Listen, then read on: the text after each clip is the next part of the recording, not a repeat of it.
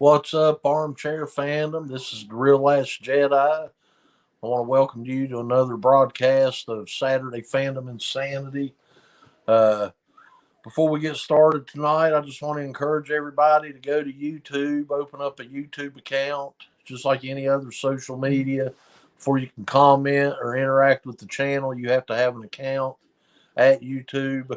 But after you go to YouTube and open up an account, make sure you subscribe to our channel, like our videos, comment on our videos, share our videos so that the channel can grow, and hit the notification bell on YouTube on each video or on our channel so that you know when we have new content coming out each week.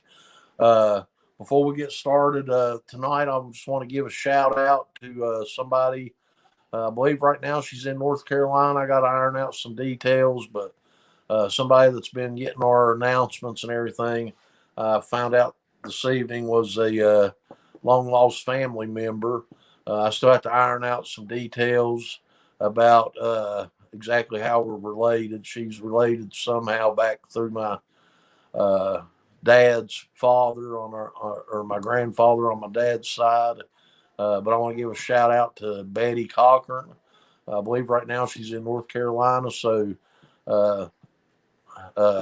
hello, Betty, North Carolina. But tonight, I hope you enjoy the show. We're going to talk about some different issues. We got a lot of content to cover. Before we get to that, I just want to bring in our guest so I can get some things ironed out, and we'll see you in a couple minutes.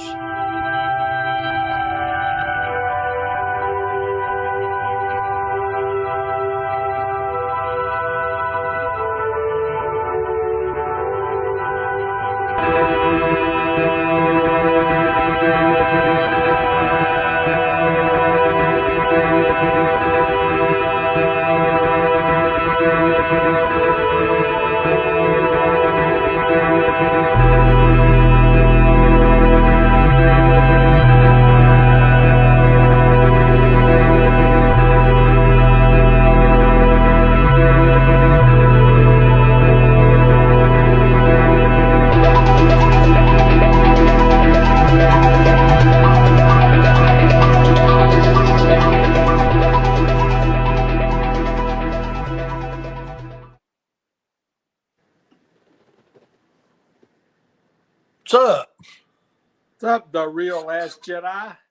Live from Korriban, where the wind is blowing, the sun is not out, and the Sith hounds are running amok. It is I, Darth Pane.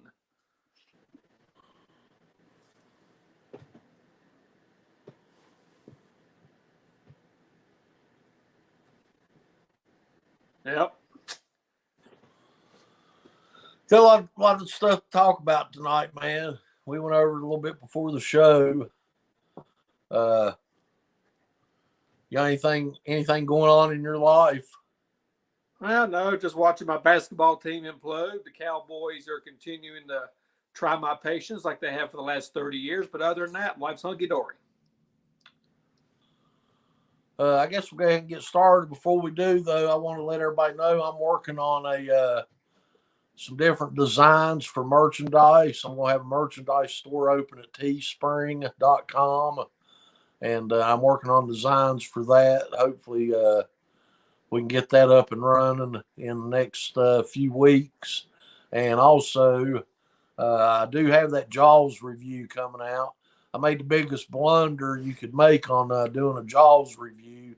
I almost had the voiceover ready to go, and I had said absolutely nothing about John Williams and the score.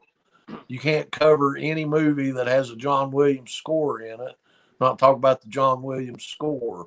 So I had to go in and redo some things. So hopefully either tomorrow evening or sometime Monday, that review of the movie Jaws will be showing up on the channel. Spoiler First alert, thing people we're die. going to cover. What's that? Spoiler alert, people die. Yeah, a few. It's a great movie, though, man. Jaws is one of those movies. It's a masterpiece. I guess the first time when it first came out, everybody seen it as a horror movie, but over the years, it's become less of a horror movie and just admired for quality filmmaking. So, but with that said, I don't want to talk about that too much because I got the video coming out. First thing we're going to talk about this week is the Eternals. Me and Ashley both had a chance to see this at the theater. We saw it at separate times, and we brought up our reaction videos at different times.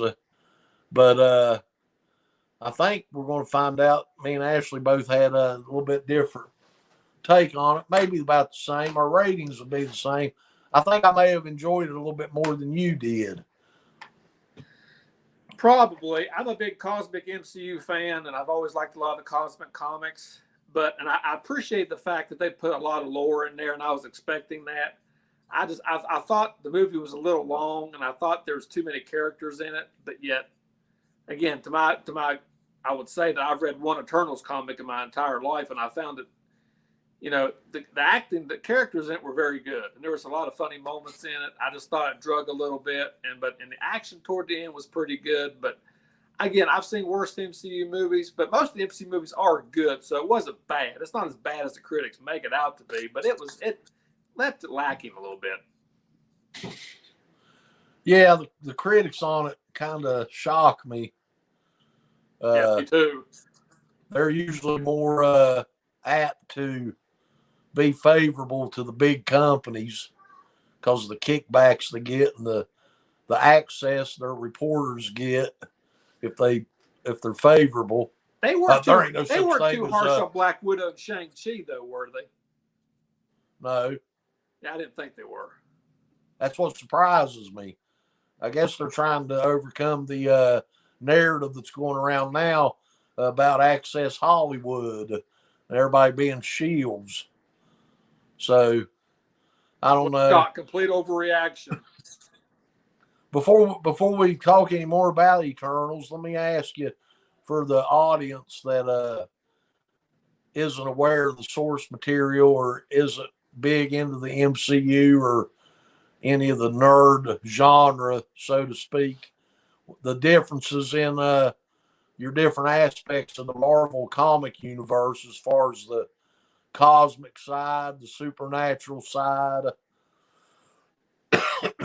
all the different branches of the Marvel universe.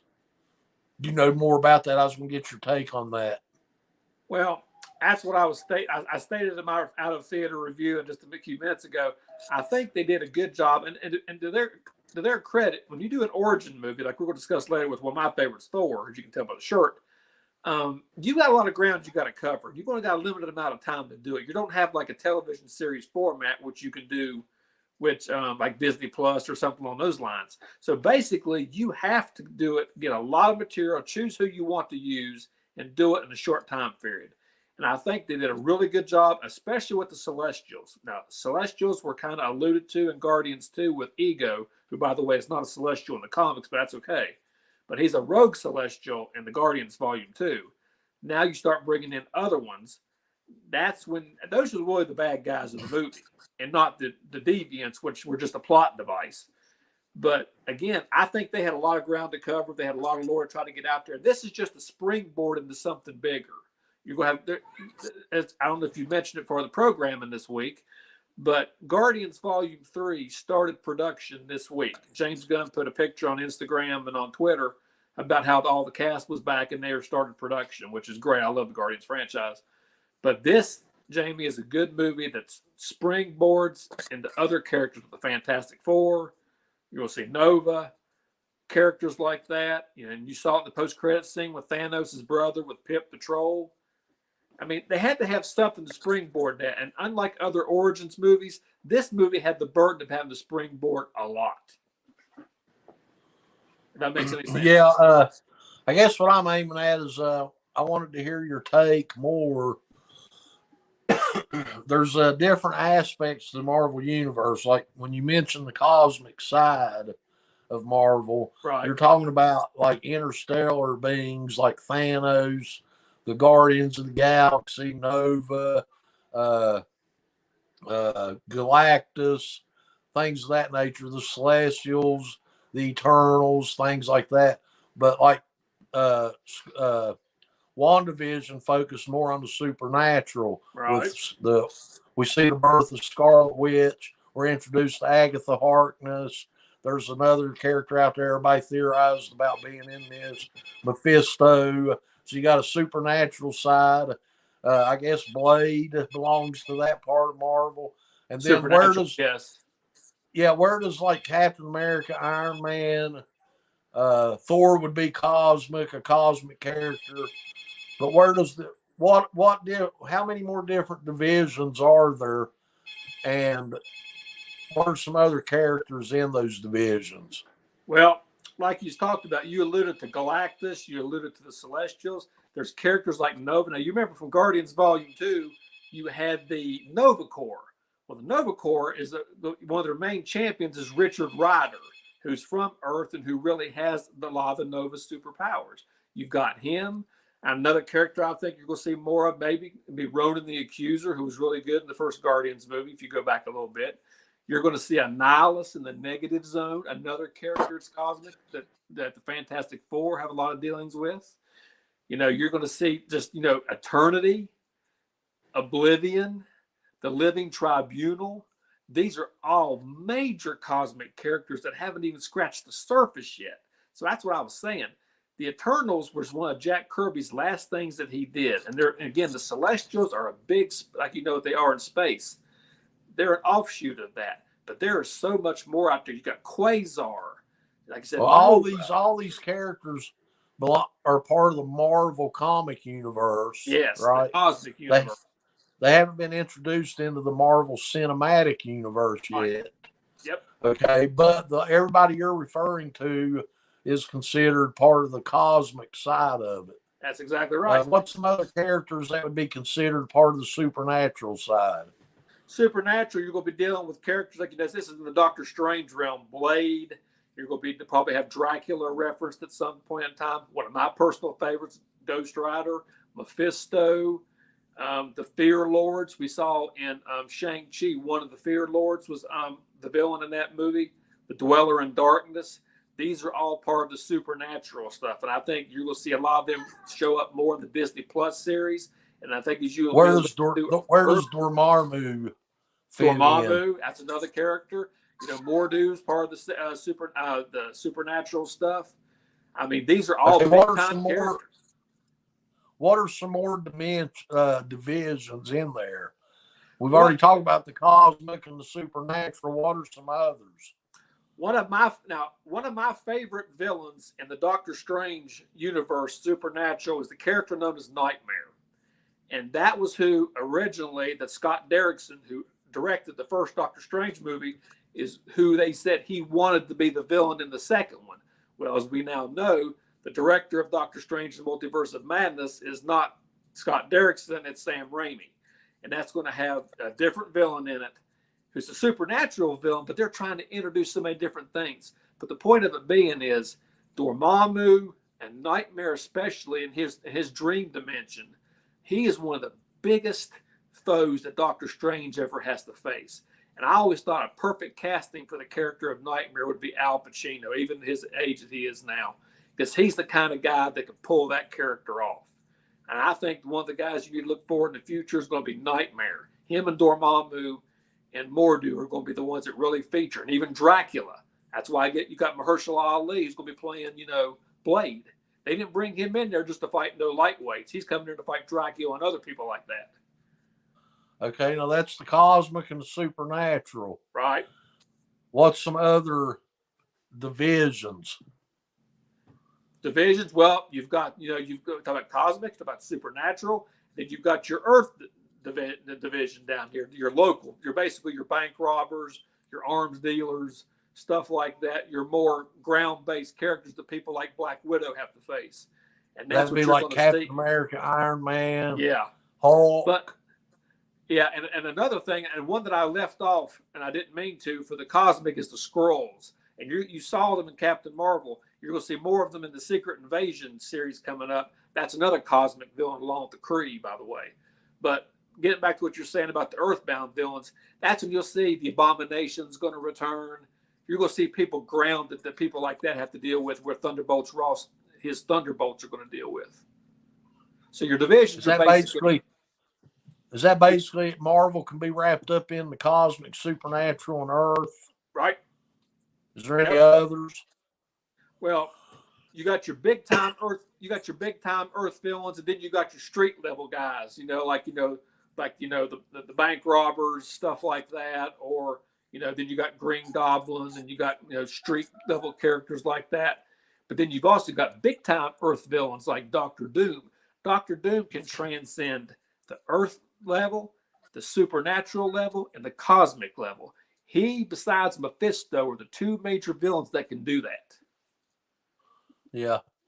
And I guess Earthbound would be Shang-Chi, which just came out on Disney Plus. Right. I've seen it's out on Disney Plus. So if you have Disney Plus now, a couple movies I've seen on there, just so it's not part of my show prep, is Shang-Chi, and the Jungle Cruise is on there if you want to check that out. Right. So my take on the Eternals was I really liked it. I didn't feel like the movie got too cramped with all these characters. I think they brought them in and out at a pretty even paced, in an even paced way. There was one or two times, I forget about one or two of them being there. Do you want to give us a rundown real quick of what Eternals, the plot of it was from beginning to end? Well, basically, the Eternals start off at the beginning of time, well before Avengers, Endgame, any of that stuff. It talks about where the Eternals first came to Earth, when Earth was just developing. You had people, basically the Stone Age type deal. You had these cosmic beings come down there and teach you, give them the knowledge how to make weapons and how to survive against these deviants. How the Eternals come about? They were created by the Celestials to make sure to fight, to try to go and get the energy of the level of each planet up. So that way, when the population increased, that would give the power the planet needed to actually birth another Celestial. So basically, if you go back using Alien reference, it's a cocooning deal to try to cocoon a new Celestial to be born. And basically, basically, a lot of people I've seen review this. I came home last night and watched a few reviews on YouTube. What I've realized a lot of people missed about this is they think they don't understand where the deviants came in. The deviants were initially sent to each planet to become apex predators, right? So that life could evolve to the point. It wasn't the life that the Celestials were feeding off of. It was the technology that the evolving life would develop in the future that would end up producing the energy required to birth the Celestial.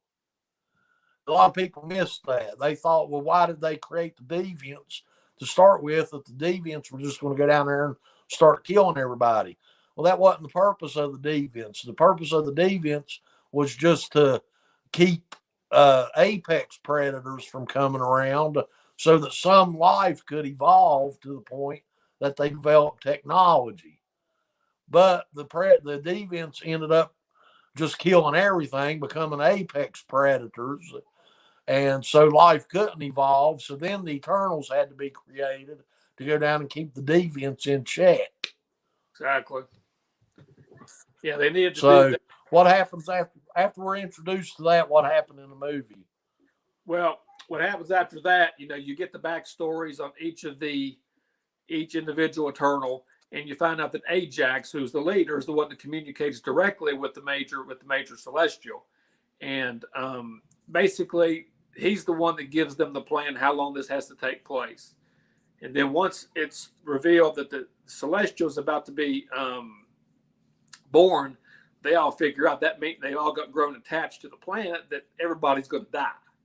And so the hope then was trying to get everybody together to put their differences aside so they can come up with a way to keep the Celestials from doing that and keep the Celestial from being born, which is no small task because, you know, up to this point, we haven't, besides Ego, we haven't seen anybody battle a Celestial. And that took a whole group of them to do it. And they had a nice little plot twist at the end with Icarus as well, because he was the leader of the group after Ajax died, but comes to find out that he's the one that killed Ajax because he believed in the Celestial's plan. He was a good soldier to the end, was basically his point. But then he figured out that maybe, you know, his love for Cersei, that maybe she was right, so he was going along with them, but then he couldn't live with himself to the fact that he went against who created him, so he just flew off, which is accurate to the comics, by the way. Yeah.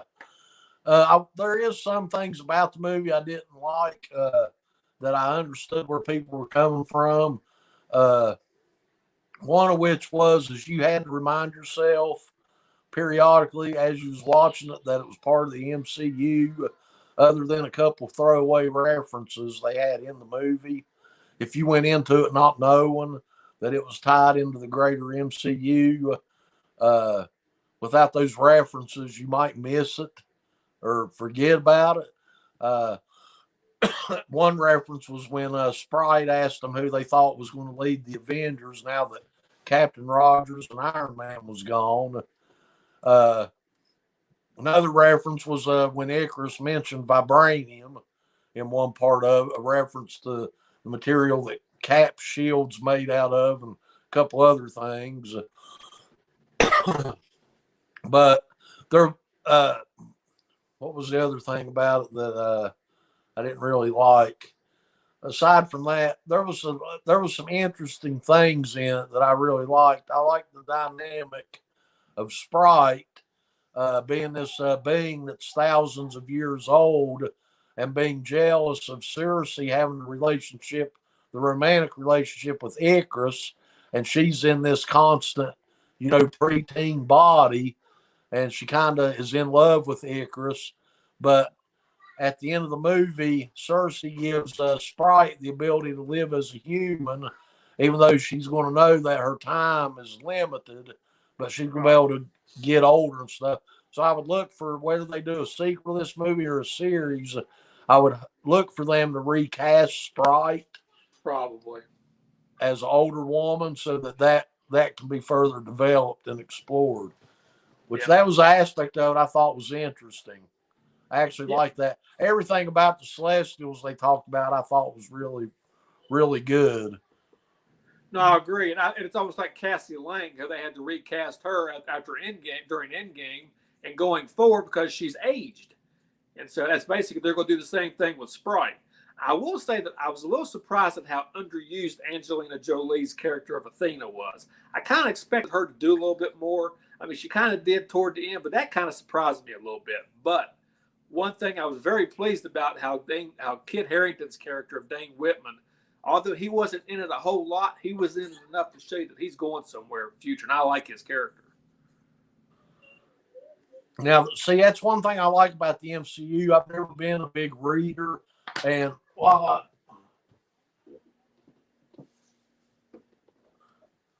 I got that on my mind, I want to give a plug. I went to school with a girl. She writes under the pen name Lee Donna. And this is one of, I think it might be her third book that she's printed. She does her own publishing. But if you want to go on Amazon, I want to give her a plug and a shout out. I ordered this for her just because I went to school with her. I am going to read it. I'm not a big reader, but I am going to read this. Because I may have her come on the show and talk to her about the differences, what causes somebody to enjoy reading. It's called Descent or Descend. So if you do me a favor, go on Amazon and order this book for her or look her up. I'll put the link to where you can order her book on the Facebook group Armchair Fandom, and so you can order this. But I'm thinking about having her on one day to talk about the differences and passions involved with reading and movies, which is basically the same passion, it's storytelling. What the difference is, it draws one person to reading and one person to want to watch movies. With all that said, what's one thing I like about the MCU is even though I've not been a big reader, I've been introduced to the Marvel Universe through the movies because I've always been passionate about movies. That brings me to the post-credit scenes in this one. At the end, the first credit scene at the end of this movie, if I had not did some quick Google searches, being involved in the Marvel Cinematic Universe, I'd have had no idea who Pip the Troll was. Luckily for me, I knew who Pip the Troll was and who Arrows, Thanos' brother, was simply because of doing Google researches to find out some background of this stuff that I'm enjoying on the big screen. Give us your take on the post-credit scenes. Both credit scenes I thought were very good. And I'll be honest with you, when I heard that Peter Dinklage was being cast for Avengers Infinity War, I honestly thought that he was going to be playing the role of Pip the Troll. And when it turns out he was not playing Pip the Troll, I was kind of disappointed because Peter Dinklage is so good. He was so good in Game of Thrones. I thought they really missed the golden opportunity to have him play that role. Because Pip the Troll is a cosmic character that literally pops in and out of everywhere. And another character he's been associated with is Adam Warlock, who you're going to see introduced in Guardians Volume 3. But as far as the first post-credit scene, having him being voiced by Patton Oswalt and the guy they have playing Star Fox, who's the name for Arrows, Thanos' brother, I'd heard rumblings that he was going to be introduced, that he was going to show up in this movie at some point. And that character is somebody that always butts heads with Thanos. They didn't get along. Imagine that. And basically, it's really he's a very smooth talking, complicated guy. He'll be very. I think this guy's that's playing him is really going to do a good job. And the second post-credit scene was basically alluding to the fact that Kit Harington's going to become Black Knight, which at one time was an Avenger. And I did not read a lot of his stuff, but I've Googled him and I've looked him up, and apparently he's a very big character. And then the very special thing at the end, you hear a voice, and it turns out it's Mahershala Ali, aka Blaze. So big things to come with both those characters. Yeah. But yeah, I enjoyed Eternals. I liked it. I mean, I give it probably for purpose of keeping with the theme of this channel, I'd probably give it.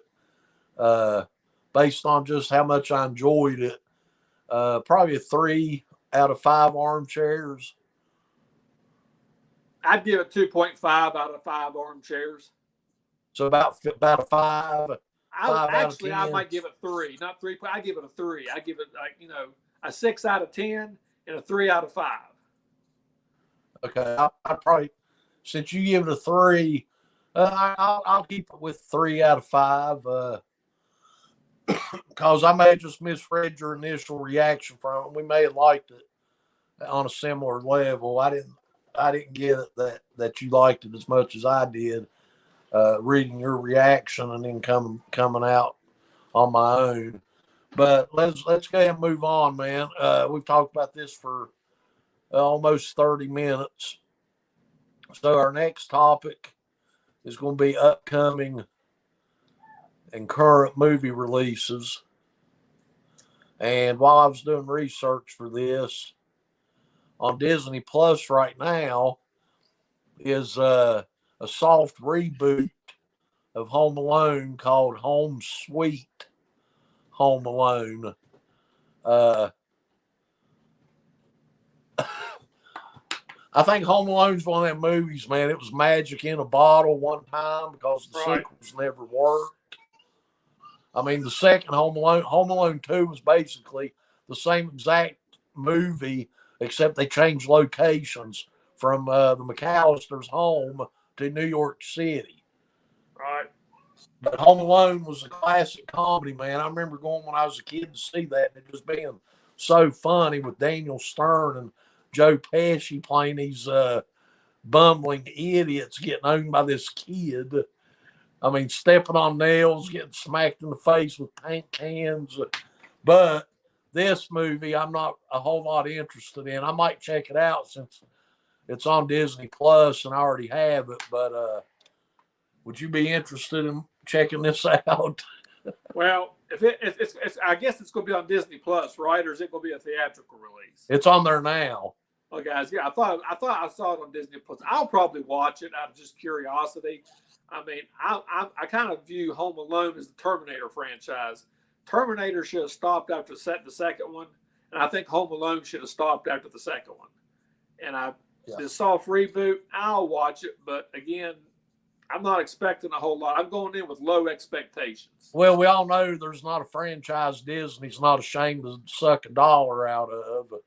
Nope. Now that they got their own streaming service, I mean, that's just guaranteed money coming in for them every month. They can try to suck a dollar out of everything coming and going. They might try to bring Alf back or something for all we know. Don't rule anything out. I did hear reading up on this that I called it a soft reboot because it actually, the original Kevin McAllister exists in this movie because his older brother, Buzz, that bullied him in the first movie, he's actually in this. He plays a cop. And when this kid calls the cops because he's got burglars trying to get in his house, Buzz informs everybody at the department that his brother Kevin always prank calls him every Christmas and teases him for being left home alone. So it's a soft reboot in the fact that I think they're going to redo the story, but it's not an actual reboot. But if you want to watch that, you can check it out on Disney Plus. It's on there right now, streaming. Our next movie, upcoming, I'll probably take my 3-year-old to see this next week. Clifford the Big Red Dog. Actually, I know that's something that you've really been looking forward to. No, you told me a while back you was a big Clifford the Big Red Dog fan. Oh yeah, I'll be parked outside the theater as soon as it opens up. Camping out like it's already open. Previous movies, and I figure you'll probably be there. It would be almost worth it to go see it just to see you chase your 3-year-old around the theater, trying to get her to be still for an hour and a half. That'd be the only reason I'd go see that. I took her to something recently. She actually sat there the whole time. I was surprised. What'd you do? Bribe her with candy? Yeah, she had snacks, but I mean, this is already open. Was you at the Thursday night midnight showing? No, I figured you probably were there, though, but I didn't know if Becky had let you out in time to actually go out there and see it and come back, because we know you got to take care of that job of babysitting, man, however you got to do it. Yeah, but if you got kids, man, that'd probably be a fun one to take them to. She's wanting to see it, so I'll take her to go see it. Who's the kid? Who's the kid when y'all go, you or her? Hey, man, I'm a big kid. I admit it. That's why I'm doing all this nonsense with you. I thought you told me you were doing it to be like Disney and fleece people out of money and get what you can out of them. Oh, I wasn't supposed to say that. My fault. Well, if that happens as a result, that'd be good. But, I mean, superheroes and Star Wars and all that stuff, I've always been a big kid. So, I mean, I'll have fun watching it. That's a good excuse. Hey, there was a period of time a few years ago, every Tuesday for like 3 straight months, I went to a movie on a Tuesday night all by myself to the latest showing. When you go that many times in a row, you run out of stuff to watch. Right. I was a grown man walking in a theater watching the Lego movie, the Peanuts movie. These people had to think I was some kind of weirdo coming out there on a Tuesday night at 9 o'clock to watch Charlie Brown all by myself. If only they knew the truth. They're probably thinking if this loser wasn't here, we could shut down and go home early. No, I had my bag of popcorn. When it comes to kid stuff like that, I took my oldest daughter to go see all 3 of the Sam Raimi Spider-Man. I went to theaters to see like SpongeBob movie and stuff like that. So I've done that. Been there, done that, got the T-shirt. Yeah. After that, on what is this one? November 19th. Yeah, November 19th. Ghostbusters Afterlife. If you know absolutely nothing about it, This is following the grandkids of or the granddaughter of one of the characters. Is supposed to be the plot. They inherit his house, his farm, and we got some chats coming in. I see. We'll get to those at the end of the video. If you got any questions, comment below, and we'll get to as many of those as we can. Especially the ones that send money. Especially the ones that send money. I'm curious to find out who Fur Chuck is. It's got to be somebody I know is just messing with me, but I don't know. Maybe we got some random fan out there somewhere around the world that likes tuning in to losers on YouTube. But Ghostbusters Afterlife on the, what'd you say, the 24th? I think it's probably the 19th. Yeah, the 19th. And then after that is my movie. You're not real interested in this one. Resident Evil, Welcome to Raccoon City. The reason I'm interested in this one, the trailer makes it look like it's going to be really identical to the game and how the game was set up, which I'm interested in that one. And then coming out on Disney Plus on the same weekend, November 24th, is Hawkeye. Follows one of the Avengers in the MCU as he's, I basically get from the trailer, he's going to be training somebody to take his place. Trailer looks very good. I was very impressed with what I saw. It looked very good.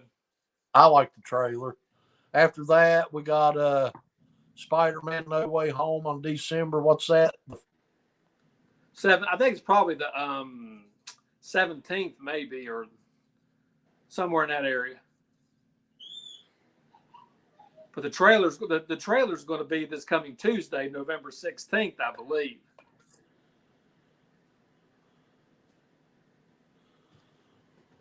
When did you say November 16th? November 16th is going to be the trailer, right, if I'm not mistaken. So that's Tuesday, right? Right. And then after Spider-Man No Way Home, we got the story of Kurt Warner, who's quarterback for the St. Louis Rams, who was picked up at a grocery store bagging groceries, won a Super Bowl. After that, Matrix Resurrections, not really interested in that. Like the first Matrix movie, didn't care too much for the two follow-ups. What's your take on those last two? You interested in them? I like Keanu Reeves as much as anybody else. The John Wick movies are classics, but that Matrix I have no desire to see. Yeah. After that, we got the book of Boba Fett coming out sometime in December. Do you remember the date on that? I think it's the 29th. Yeah, well, you've got there's a lot of stuff dropping toward the end of December. That seems about right. Because you got to give it about a month or so after Hawkeye ends or after starts. So, yeah, I think it's probably about right. Yeah, it's December 29th. I don't understand the infatuation with Boba Fett in the Star Wars fandom. I've never understood it. Basically, the guy stands in the background, waits for Darth Vader to capture a bounty, stick him in carbonite, takes possession, delivers him to Boba Fett, and then gets thrown in a Sarlacc pit by a move that I could pull off. So, how did he get so popular? I don't know. That's why I'll be a show called Unsolved Mysteries just for that. His father Jango Fett has more street cred than Boba Fett. That's got to be that's an anomaly I'll never understand. And I know you're looking forward to this one. Still don't have a release date. I think we'll have a segment on our show going forward on MacGruber release date track down. Man, we had a lot of fun with this character over the years. That's one of the best Saturday Night Live sketches they've ever done. That and on the Barry Gibb talk show. But I tell you what, MacGruber was just, they made Super Bowl commercials with this guy. And the movie wasn't bad, but I just feel like there's more they could do with it. When we used to work together, we used to use this character to even pick on an old woman that we worked with. Yeah, Miss McClung. Yeah, she it took her a while to catch on, but she eventually figured it out. But I tell you, we had a lot of fun with that gimmick. She can sit there and say wonder it bugs her all she wants, but I know she got a laugh out of it too. She's the one admit it. I wonder if McGrubber would actually ever do a guest spot for us on here. Just let us. Are you kidding? She's probably asleep now. Are you kidding? McGrubber doing something at 6 p.m. on a Saturday? Sure she would. That ain't happening. We'll have her on here and just tell her what we're going to do to torture for the next hour. I'm going to push you down the hill in a shopping cart, McGrubber. All right. We're going to make YouTube history. All right. Now we're going to talk about movie news. I don't know if anybody heard. A lot of people know this. Disney Plus. I didn't even know this was going to happen, but we had Disney Plus Day recently, which we'll talk about in a little bit. But the news came out recently that Disney Plus's new subscriber numbers are slowing down. Would you have any idea why that would be happening, Ashley? Honestly, it's a bit surprising, but I mean, unless they haven't liked some of the new content they put out lately, and I'll have to say I like the way Disney releases stuff like a week at a time and not just kind of like what Netflix always did all at once. But maybe it's the fact that they haven't been releasing a lot of new shows per se, because that's the only reason I could explain why people wouldn't want to do it. It's not like it's priced more highly. I think Netflix is higher than Disney Plus. I can't really see why price would preclude people from doing it. My take on it is they've bought up so many properties that they don't have to be creative and nobody's happy with the content they're putting out. That would be my guess. They don't have any competition. I know a lot of people in the news media and other places don't understand the importance of competition and everything. Competition kind of makes the cream rise to the top. So if you have to be competitive, you got to put out better products. Well, Disney went out and bought up all the competition, so they don't have to be competitive. All they can do is just keep pumping out content. They got a steady revenue stream of monthly subscriptions that's going to be coming in unless people start canceling. All they got to do is put out stuff to just keep people from canceling. It don't have to be good. Right. I mean, me and you are losers. We're waiting on Hawkeye and Book of Boba Fett and some of this other stuff to come out that we're interested in. But if they think adults that's not interested in this stuff are going to subscribe to Disney Plus, I got a 3-year-old. There's people on YouTube that she likes better than any stuff they put on Disney Plus. I can put her in front of Blippi, who's some guy that was in the Air Force that decided to put on a clown outfit and run around and play in jungle gyms and broadcasting on YouTube. She'd watch him 8 hours a day. She don't care about Disney Plus. I don't know who you're calling losers, man. Just because I say I'm living on Korriban and have Sith hounds, I don't know what you're talking about. You need to rethink that. I mean, they've had some good stuff that I've liked, but everything I've liked on Disney Plus is stuff that appeals to the older audiences. I mean, you're not going to take a 3 or 4 or 5-year-old and put them in front of a show like Loki and have them understand it and be interested in it. A guy I used to work with had a saying. He didn't coin this phrase, but he used it a lot. Follow the money.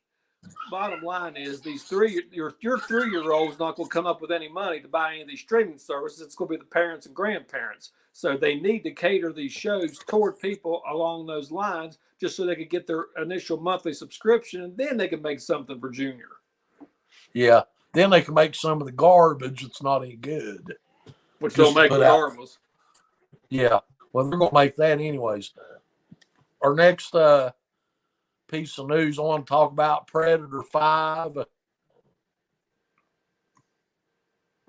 It's coming out in the future. Found out when I was reading about this, it's going straight to Hulu. That's why I put that on there. It's going straight to Hulu. This is kind of a good segue to what we was talking about with Disney. I don't know who used to own the Predator franchise, Fox. but Fox did. Disney bought Fox. So Disney got all Fox's properties. Now you got a franchise that used to be good. Now it's going to be relegated to, it's going to be called Prey. And it's going to be a 300-year in the past prequel that's going straight to streaming on Hulu. Yeah, I'll tell you what, it absolutely, I was shocked to see that was going to go straight to Hulu. I'm just like, what?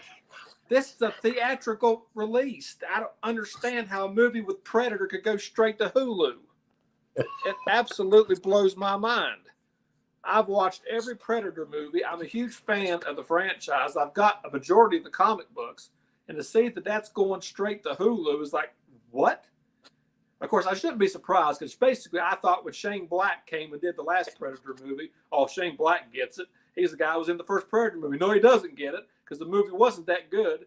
Basically, the only decent Predator movie they've had since the very first one is the Robert Rodriguez one, which was called Predators, which came up with a very unique concept. Why don't we catch some of these fools that we hunt on Earth, drop them on a preserved planet and hunt them? That was a great original idea. Do they follow up with a sequel to it? No. We're going to have flipping Shane Black come out there who thinks he knows all the answers, tells Schwarzenegger his character's not needed for the Predator movie, and it makes that last one ridiculous. It's an insult. It's not a hard concept. It's the Predator. It's an alien. This goes back to what we was talking about with Disney Plus losing new subscriptions. These companies are trying to monopolize everything and push the small production companies out of businesses. The same thing went on with the pandemic. All these big companies was allowed to stay open like Walmart, but the smaller companies that couldn't afford to put in the measures to do what the health departments wanted them to do ended up going out of business. These companies, I mean, if they can put the small theater chains out of business, make you pay the same price to watch these movies at home, why would they want the theaters to stay open? And like you said, there's still something about, and when mine and your generation's gone, the younger people ain't going to care about going to theaters because they can just bring it up on their iPhone or their iPad. But the theater is a different animal, man. Certain movies should be playing at the theater. There's more to watching a movie than just sitting there watching the movie and finding out if it's a good movie or a bad movie.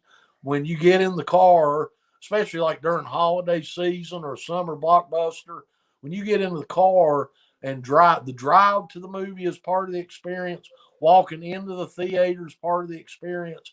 Purchasing your ticket, standing in line for popcorn, smelling the popcorn, playing some arcade games, going in, munching, chit-chatting with your friends, waiting on the trailers to play, and setting the whole experience is part of the experience. They don't care about that. So I'm going to use this as an opportunity to encourage people to, if you like movies, man, shut off your TV, walk out to your car, get in your car and drive to your local theater. Find one that's not a big chain somewhere and support these small town local theater chains. Give them your business. No matter what the price is, man. If you got to pay $11 for a ticket and $15 for popcorn and a drink, they need your business. And I just want to encourage you to go out and give these people your business. Going to the movies is still, even with inflation, the cheapest night out you can have. Try to go bowling. You take 3 or 4 people bowling, it'll cost you $100. Easy. So go support your local theater. That's my PSA for the night. The last piece of news I want to talk about is Sylvester Stallone returning to play Starhawk in Guardians of the Galaxy 3. I didn't know this. I have a feeling Michael Rooker played a part in getting him the part in Guardians of the Galaxy 2. because I didn't remember this until I was looking over some stuff sometime last week, that Michael Rooker and Sylvester Stallone were both in Cliffhanger back in the 90s. Well, Rooker's good friends with Kurt Russell, too. And if you recall, they did Tombstone together, one of the greatest movies ever. And, Kurt Russell was in Guardians Volume 2. And if you think about it, Michael Rooker and James Gunn are real tight. I mean, the last Suicide Squad movie, who James Gunn did, who's one of the first guys that got in there, Michael Rooker. So, connections do mean a lot. And it's not what you know, it's who you know. Yeah. Not that Sly Stallone would need any connection because his name speaks for itself. But there you go. Yeah. But, I mean, Michael, he may not have wanted to do it. I mean, we just don't know. I'd have to find out more information.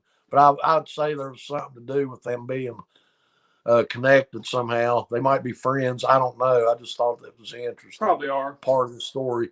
Main point is Sylvester Stallone coming back for Guardians 3. This show's been going a while, Ashley. I think we'll skip this segment for this week and maybe do a separate video if you want to, like maybe next Thursday night or Friday night. We can talk about it. We can talk about it one day and just do a separate video devoted just to talk about Thor. I think we need to, because I'm a huge fan of the Thor franchise, and I think we need to allow more time for it than what we have left now. Yeah. All right, we'll do that going forward. Do you have anything for us this week? I do have a prescription in the pain pill, if you will oblige with the appropriate segue. Go ahead. Okay.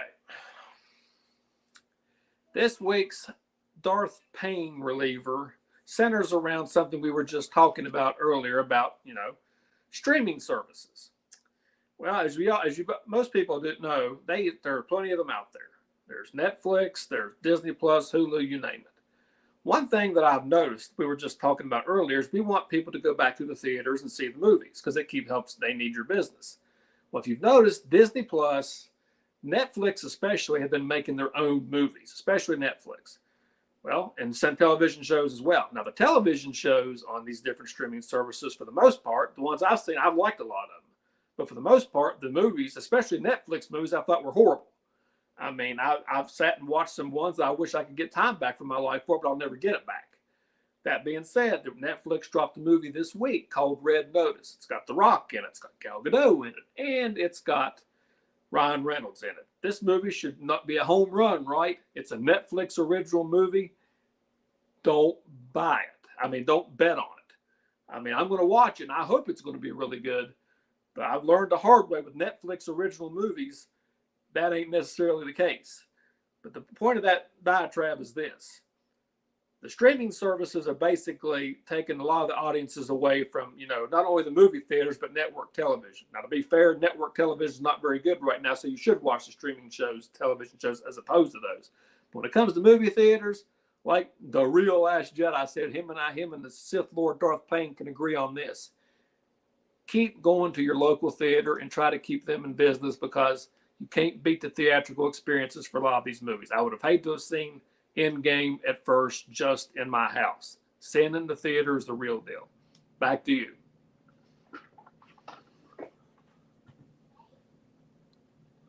Yeah, I agree, man. I don't think the streaming a movie at home is the same at all. No.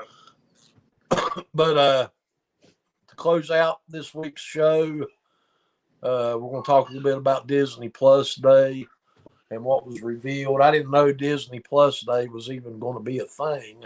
I seen it popping up on social media. But basically what it was is like you got you have Comic-Con. What's the other one? Disney Celebration they do every year. Star Wars Celebration, Disney Plus Day like that and all that. Star Wars Celebration is a big thing they do every year too. It's just a get together where the teams working on different projects get together and release some tidbits of information to the audience and to the fans of what's coming. Some of us are already aware of this, but one project that they released a small trailer for was the show coming to Disney Plus. A lot of people's going to say this is woke and all that stuff. This is based on an original comic character. It is. So I'll be looking forward to seeing what this is all about. Another thing, what's your take on that? Well, I'm my youngest daughter Allison. I'm sure is watching. Shout out to her. She's a big Hulk fan, and She-Hulk is probably going to be a good series. It's an original character in Marvel Comics, and she had a lot of interaction with Bruce Banner, who's her cousin. And I think the fact that Mark Ruffalo is going to appear in the show is probably, I think it's going to be a lot better than people give it credit for. I'm not a huge Hulk fan, but I will give it a watch because I think it's, you're going to have some star power in it, and I think it's going to go somewhere. Yeah. After that, they revealed isn't in any particular order, but they did reveal a small trailer for Moon Knight. Do you know anything about this character, Ashley? Well, I regret to tell you that kind of like a lot of the similars with the Eternal movie, I didn't know. I know very little about those characters. I know very little about Moon Knight. I do know that Moon Knight is considered to be the Marvel version of Batman. And I think the casting of Oscar Isaacs is a good casting. I'm anxious to watch this show because I've read the comic before and a little bit, and he seemed okay, but I never got it. I never really could put the time in to get it, but I'll actually watch the show, and I think it's worth a watch. Yeah. Oh, it's definitely worth a watch. Anything the MCU is going to have to really take some bad steps like Star Wars did to make me disinterested in the content they're putting out. But Star Wars is not dead yet. It's not completely dead, but it's hooked up on a ventilator, and they're consulting with the family in the other room on what action needs to be taken. The Obi-Wan series will go a long way, along with the Mandalorian, determining what happens. Yeah, the Star Wars living will is definitely being consulted. Let's just go. It's definitely to that point. That's a separate video. They released some information on Miss Marvel. You know anything about this character?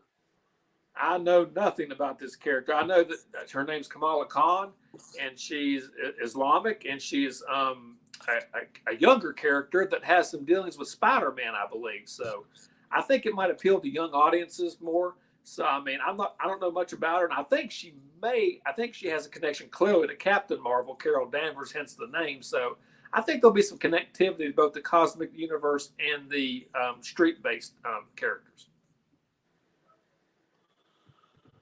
All right, and then after that, is she connected? So she's connected with Captain Marvel? A little bit, yes. Yes. And she's going to be in Captain Marvel 2, the Marvels? I think it's possible. I think it's very possible. I think I've heard rumblings to that effect. Yeah, all right. And then the last thing that I'm interested in, I used to consider myself more of a Star Wars fan, but not recently.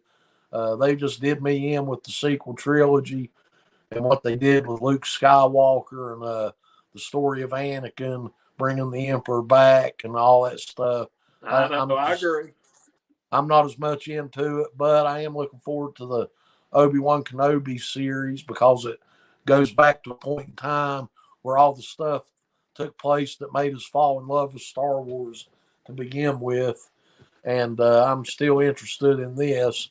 And they're bringing Ewan McGregor back to play Obi-Wan, and Hayden Christensen will be coming back to star as Darth Vader / Anakin Skywalker.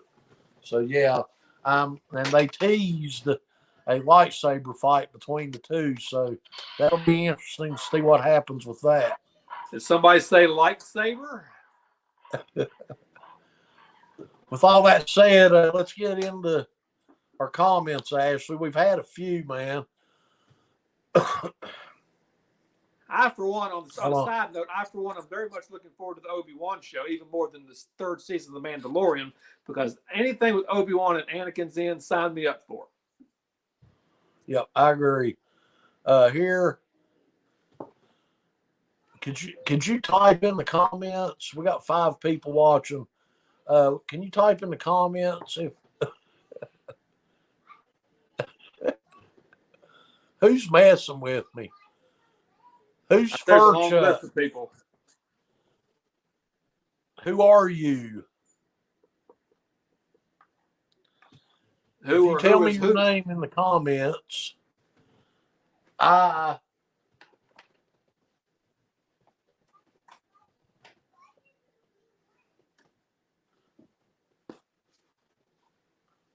will have one of those made for you and send it to you.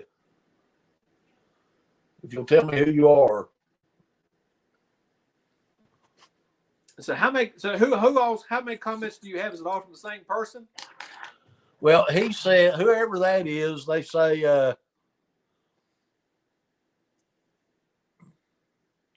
says, will the MCU ever do anything with the Fantastic Four? Well, yeah, there's a movie coming out. Yep, there's a movie coming out for Fantastic Four. The director of all the Spider-Man movies to date is the one that's doing it, John Watts. He's the director of it. Is that still in production? They haven't begun casting or anything for that. They haven't begun casting yet, but Feige did an announcement earlier in the year, and Fantastic Four's already got an emblem and everything, and they've already got the director. Know she'll be making the casting announcements very soon. Yep.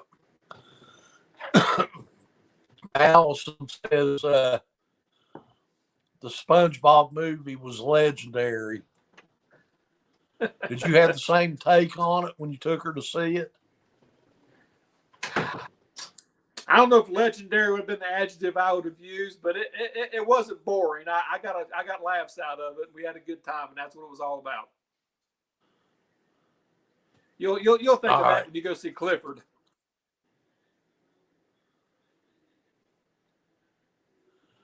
Furchuck chimes back in and says, I'm Ash.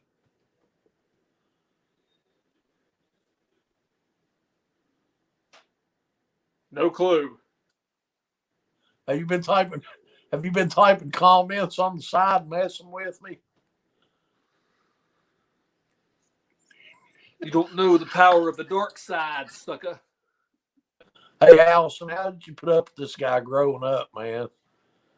Hey, she's tough because of me. Because me.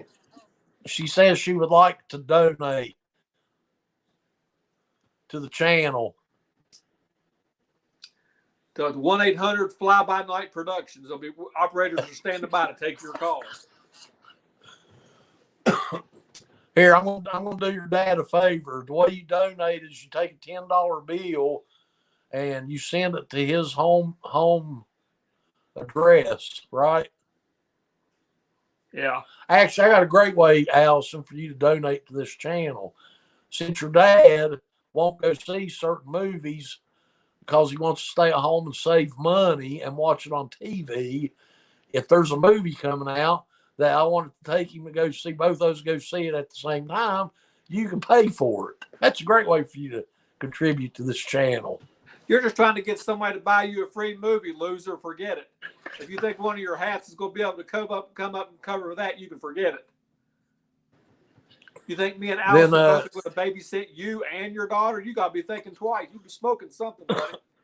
In all honesty, if you want to donate, we don't have enough subscribers yet where you can do it through YouTube.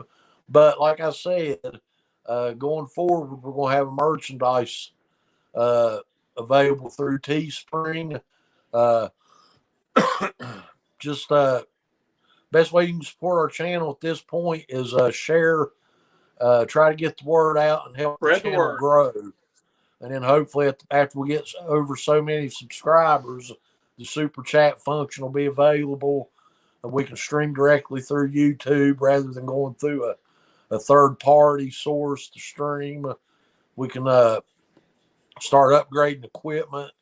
But right now, going forward, and then we can get something to make a shirt made that says "I'm a Pane prodigy." Well, we'll get. I got a bunch of ideas on merchandise. That stuff will be available in 2 or 3 weeks.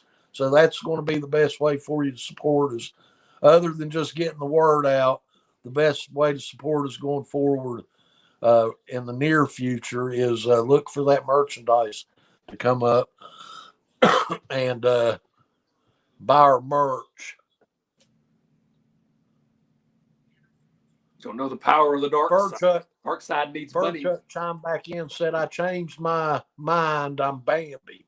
So he said he was Ash. Now it's Bambi. I don't know who it is. I have a sneaking suspicion I know who it is. Who's it going to be next, Thumper? Allison asked, have you seen the leak for No Way Home about Toby and Andrew also being in the movie? I have seen that, yes. I've seen it, but I watched The Real Rejects, another YouTube channel last night. They were saying they thought a lot of it looked like it was copied and pasted, like it was photoshopped. So I'm just going to wait until that movie comes out and go see who's in it. We know Doc Ock's Ock's on in the Tuesday will go a long way in determining that, I think. Yeah, we know Doc Ock's in it. We know Goblin's in it. So it ain't too much farther. It's just about 3 weeks before that movie comes out. So right. I'll be looking forward to that. If you come in to visit your dad for the holiday, she'll be we'll all three go check it out together. So y'all keep me in mind for that. Yeah, she'll be in for that.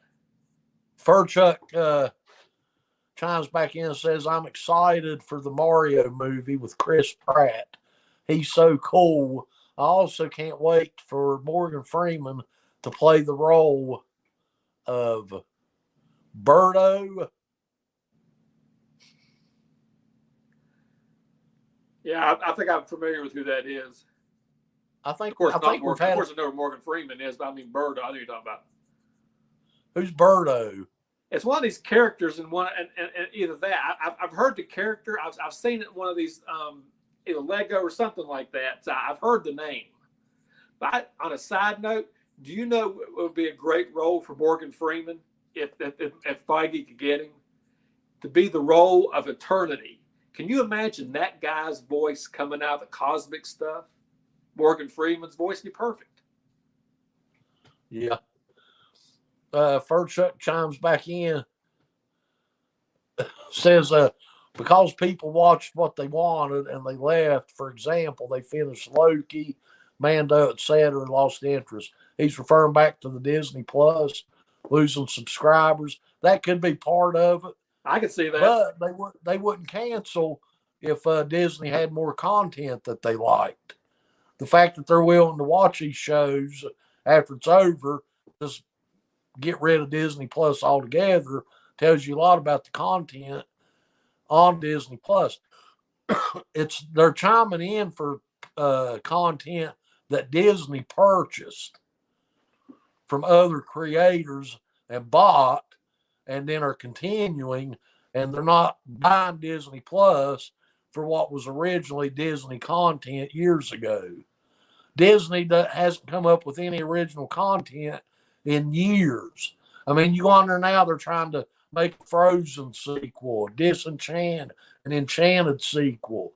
We got Bambi 2, Bambi 3, Bambi 8, where Bambi's dad's already got revenge on the hunter. Now the hunter's kids coming back for revenge on Bambi's grandson.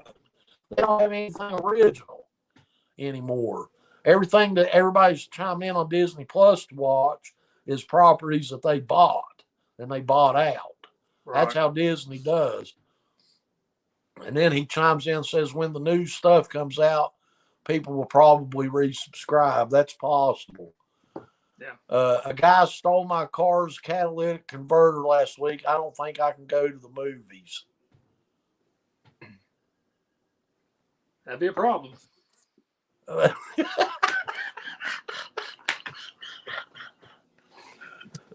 could be a problem. That could be a problem, man. How long does it take to take one of those things out, man? Is this an expert mechanic? I don't know, but I think if somebody take that out of your car without anybody hearing it, they got some skills. They got some secret. They got some super skills. Allison says one can hope for a solo Hulk movie with Mark Ruffalo in it one day. I agree with you. I've never understood with Marvel and DC how you can only have one standalone Hulk movie or one standalone Superman movie. I've never understood. I think in the Marvel situation, they it's a little more complicated with Warner Brothers. Just stupid, but I think with Marvel's situation, I think it's a contractual deal, distribution deal with Universal. I think they may have settled some of that. I've heard rumblings of that because they've got the character of Namor back. But whether or not it means a solo movie or not, I just remember Mark Ruffalo saying that Universal doesn't want to make money. They don't want to play nice with Marvel, so apparently they don't want to do it. So maybe they've changed their mind. Maybe they'll listen to him. All right. I'm going to read some more of these, then we're going to have to end this video. I agree with you, Allison, on Hulk. Hulk's always been one of my favorite characters of Marvel also, because when I was growing up, you had the Hulk TV show that came on with Lou Ferrigno, and she has all those Hulk on DVD, by the way. Yeah, I would have loved to have had a different version of Hulk. I liked what we got, but I'd have liked to have seen the more aggressive version of Hulk more than what we got, especially in Infinity War and Endgame. I thought that part of him was truly missing, but I still liked what we got. Furchuck says, I'm excited for Moon Knight. I don't know much about him, but he looks cool. Seems like they announced it forever ago. Then he says, is Kamala Khan the one who is a superhero fan, girl, wannabe, rather than a true hero, like what they've done with Tom Holland's Spider-Man in the MCU? Who's Kamala Khan? Kamala Khan is the girl that plays Miss Marvel. That's her name. That's her actual name. That's the character name or the actress? That's the character name. Okay. All right. And then Allison says, so we're going to close up with these, and we'll just round it out here. Let me donate to the channel, and I'd like some merch. And she says, hey, now, the Clifford looks awesome. I'll definitely buy some merch. Then she said, Clifford movie looks great. So I'll be getting that merch. I've already opened the store. I'll be adding content to it. It's going to be at Teespring. I'll be going in there and working with my artistic ability to create some merchandise for it. And then we're doomed. Then we're definitely doomed. And we'll put the link on the group. Before we close, remember, man, I appreciate seriously appreciate the activity on this show. I thought it was a good show. I enjoy the feedback. Really, really appreciate that.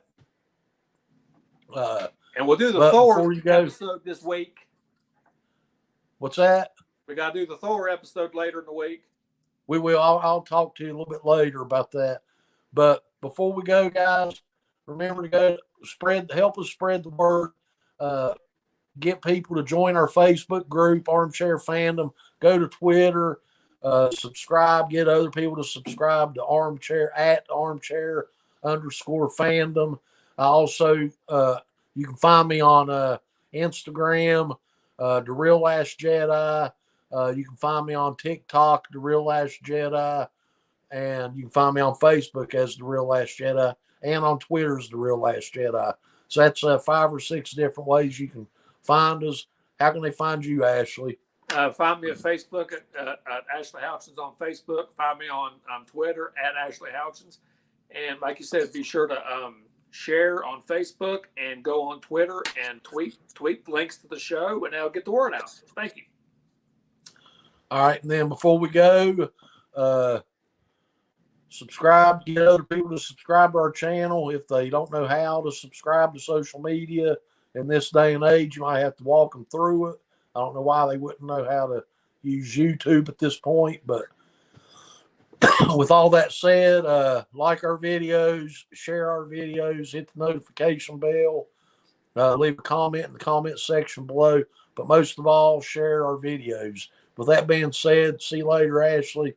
See you later, everybody. Talk to you later. See you later, John.